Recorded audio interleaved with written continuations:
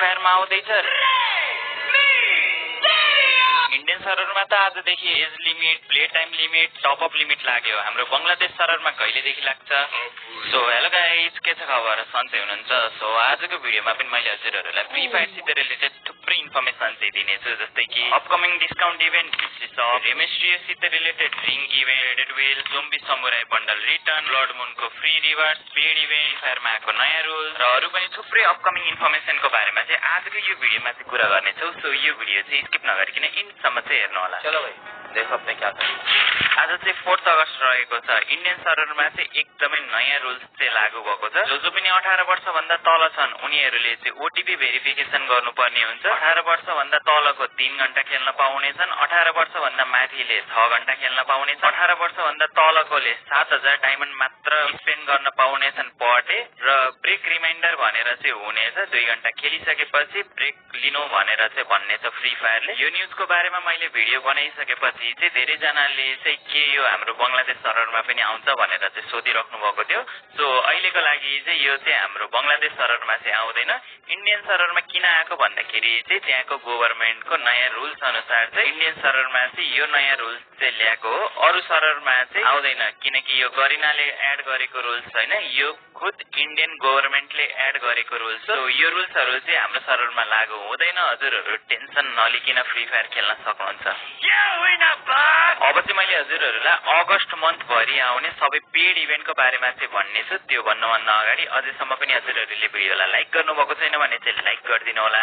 च्यानलमा नयाँ हुनुहुन्छ भने चाहिँ सब्स्क्राइब गरिदिनु होला।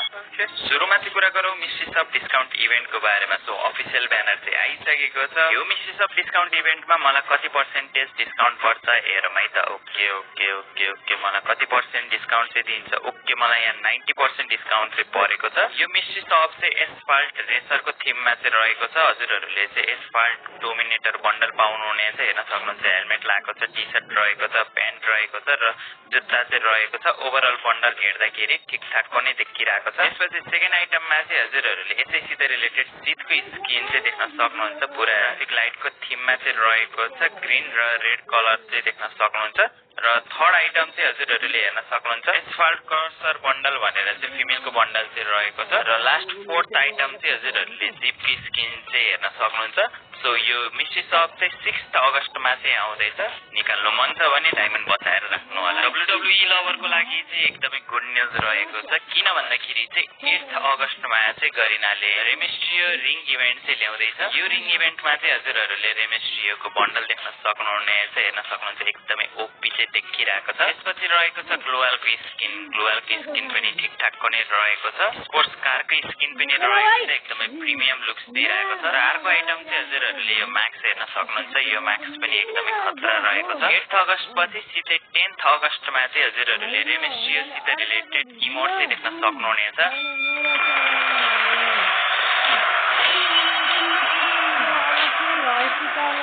द च्याम्पियनिज हेयरवाला इमोट चाहिँ फेडेड विलमा चाहिँ आउनेछ। हेर्न सक्नुहुन्छ कसरी माथि आफ्नो नाम चाहिँ सो अफ हुन्छ।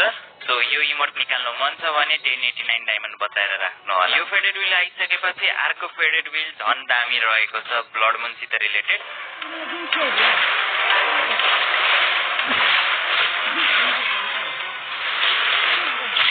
यो ब्लड मुनसित रिलेटेड स्कारलेट इन्क्लेयर वाला एरेबल एनिमेसन चाहिँ आउँदैछ 21 अगस्तमा। यसको एनिमेसन हेर्न सक्नुहुन्छ एकदमै खतरा रहेको छ।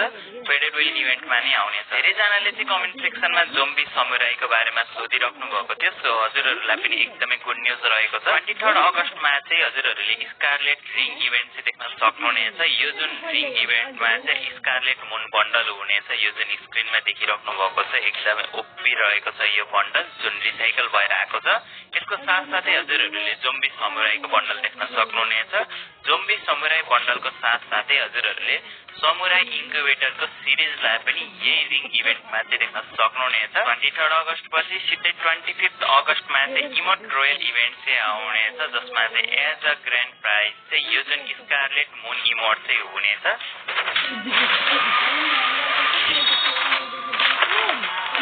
यो इमोट पनि एकदमै खतरा द्वारा चाहिँ डिजाइन गरेको छ स्कारलेट फिनिश भनेर। यो मन्थको लास्टमा चाहिँ हजुरहरूले Max 7X AWM ring event चाहिँ देख्न सक्नुहुनेछ। 29 अगस्तको दिन चाहिँ यो रिङ इभेन्ट आउनेछ। यो रिङ इभेन्टमा चाहिँ एज अ ग्रान्ड प्राइज चाहिँ हजुरहरूले यो म्याक्स 7को स्कारलेट डेस्टिनी वाला स्किनलाई चाहिँ देख्न सक्नुहुनेछ, जसमा चाहिँ गन स्विच एनिमेसन रहेको छ। यो गन स्किनको साथसाथै अरू म्याक्स 7 की स्किन पनि आउनेछ र यसमा AWM की स्किनहरू पनि हुनेछ। ब्लडबोनसित रिलेटेड पेड इभेन्टको बारेमा त मैले हजुरहरूलाई सबै जानकारी दिइसके। अब फ्री इभेन्टको बारेमा चाहिँ मैले हजुरहरूलाई पहिला नै भनिसकेको छु। यदि त्यो भिडियो हेर्नुभएको छैन भने चाहिँ मैले नेक्स्ट भिडियोमा चाहिँ भन्नेछु, कमेन्ट गरेर चाहिँ भन्नु होला। अब चाहिँ मैले हजुरहरूलाई OB55 को प्याच अपडेटमा आउन सक्ने इभेन्ट्स र अपडेट्सको बारेमा चाहिँ भन्नेछु। सुरुमा त कलर कस्टमाइजेसनको बारेमा रहेको छ। OB55 को प्याच अपडेटमा चाहिँ हामीसित भएको स्किनको एलिमेन्ट्स हुन्छ नि, त्यसलाई चाहिँ हामीले आफ्नो तरिकाले कलर पिक गर्न सक्ने अप्सन चाहिँ आउन सक्छ भएको स्किनहरूलाई रिकलर गर्ने। सो यो अपडेट आयो भने सपोज अहिले मैले लगाइरहेको बन्डल रेड छ, यसलाई चाहिँ मैले येल्लो ग्रीन जे पनि बनाउन सक्छु। सबै बन्डलहरूमा दियो भने चाहिँ एकदमै थप्री हुन्छ। मेबी गरिनाले सिलेक्टेड बन्डलमा मात्र यो कस्टमाइजेसन वाला फिचर चाहिँ दिन्छ होला यदि यो अपडेट आयो भने। सेकेन्ड अपडेट चाहिँ रिलेटेड छ एट्याचमेन्टसित। गरिनाले एकदमै नयाँ एट्याचमेन्ट चाहिँ ल्याउन सक्छ बेयोनेट भनेर। अब यो एट्याचमेन्टले के गर्छ भन्दाखेरि चाहिँ गनलाई चाहिँ हामीले नाइफको रूपमा युज गर्न चाहिँ सकिन्छ। नजिक हुँदै गर्दाखेरि इनिमी नजिक छ भने चाहिँ त्यसलाई छुरा जसरी हान्न चाहिँ मिल्छ। यो एट्याचमेन्ट लगाइसकेपछि रियल गेममा आउँदा के कसरी काम गर्छ त्यो त अब कसरी थाहा हुन्छ, आइसकेपछि मात्र भन्न सक्नेछु। यो इमेजमा चाहिँ हजुरहरूले दुईटा भर्जन हेर्न सक्नुहुन्छ। क्यारेक्टरले सुट गर्दै गर्दाको दुईटा टाइपको एनिमेसन चाहिँ रहेको छ। यस्तो टाइपको एनिमेसन पनि गरिनाले ल्याउने सोचिरहेको छ। त्यसपछि रहेको छ एमो बेस्ड सुटिङ इफेक्ट। अब यसको अर्थ के हुन्छ भन्दाखेरि चाहिँ एकदमै इजी वेमा चाहिँ भन्नेछु।